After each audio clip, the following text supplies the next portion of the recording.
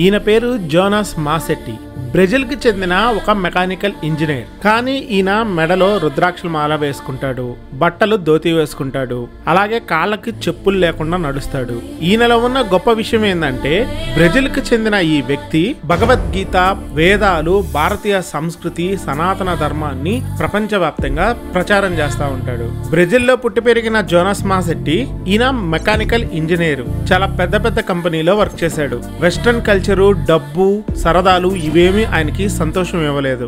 దీంతో ఈయన జీవితం అర్థం తెలుసుకోవటానికి తమిళనాడులోని కోయంబత్తూరుకు వచ్చాడు. అక్కడున్న గురువు స్వామి దయానంద్ సరస్వతి వద్దకు వెళ్లి ఆయనతో ఆధ్యాత్మిక ప్రయాణం మొదలుపెట్టాడు.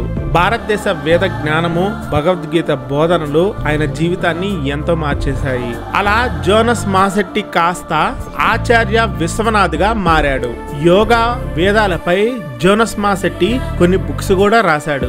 ఈయన్ని పద్మశ్రీ పురస్కారంతో భారతదేశం గౌరవించింది. సో ఎన్నో విలాసవంతమైన జీవితాలను వదిలిపెట్టుకుని భారతీయ ఆధ్యాత్మికంలోకి వచ్చి ఒక ఆచార్యగా మారిన ఈ జోనాస్ మాసెట్టి, ఆచార్య విశ్వనాథ్ గారిని చూస్తుంటే మీకేమనిపిస్తుందో కామెంట్ చేయండి.